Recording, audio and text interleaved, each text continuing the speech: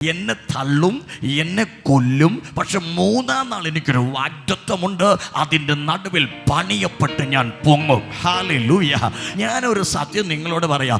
വാഗ്ദത്തം നിന്നിൽ ചലിക്കും എന്ന് പിശാച് കണ്ടാൽ ആ സ്പോട്ടിൽ പിശാച് നിങ്ങളുടെ അടുത്ത് വരും. അപ്പോൾ അടുത്ത് നിൽക്കുന്ന പത്രോസ് നോക്കണേ, ചിന്താഗതി നോക്കണേ.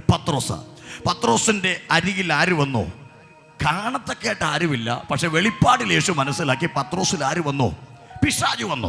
വന്നിട്ട് യേശുവിനെ വാ, എനിക്കൊരു കാര്യം ഗുരു വാ എനിക്കൊരു കാര്യം പറയാൻ ഉണ്ട്. അങ്ങോട്ട് മാറ്റിക്കൊണ്ടുപോയി ഇവിടെ ഇങ്ങോട്ട് നിർത്തി വെച്ചൊരു കാര്യം പറയുന്നു. ഗുരു, അങ്ങിവിടെ ഉണ്ടെങ്കിൽ ഇനിയും ബഥാനിയിൽ ലാസറുമാരഴിക്കും. അങ്ങിവിടെ ഉണ്ടെങ്കിൽ ഇനിയും യായിറോസിൻ്റെ വീട്ടിലെ 12 വയസ്സുകാരി ഇനിയും ഉയർക്കും. അങ്ങിവിടെ ഉണ്ടെങ്കിൽ ഇനിയും സെമിത്തേരിയിലേക്ക് കൊണ്ടുപോകുന്ന വേറെ ബാല്യക്കാരുണ്ട്, പലതും എഴിക്കും. എന്നിട്ട് ഈ പുള്ളി എന്ത് ചെയ്യാൻ തുടങ്ങി? യേശുവിനെ ശാസിച്ചു. പക്ഷെ യേശുവിനറിയാം, നിന്റെ ചിന്ത പോലല്ലടാ എൻ്റെ വാഗ്ദത്തം. എൻ്റെ വാഗ്ദത്തത്തെക്കുറിച്ച് നീ ചിന്തിച്ചതുപോലല്ല. ഞാൻ ജീവിച്ച 3 പേരെ ചിലപ്പോൾ ഉയർത്തെഴുന്നേക്കത്തുള്ളൂ.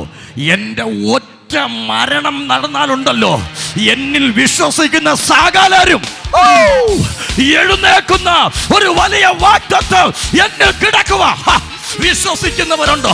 ഇന്ന് പകൽ ഞാൻ പറയാം, കർത്താവിന്റെ ശബ്ദം കേൾക്കുമ്പോൾ മണ്ണിൽ നിന്ന് ഉയരുമെന്ന് വിശ്വസിക്കുന്നവരുണ്ടെങ്കിൽ ഈ വാഗ്ദത്തം ആണ് ഇതിനകത്ത് മറഞ്ഞു കിടക്കുന്നത്.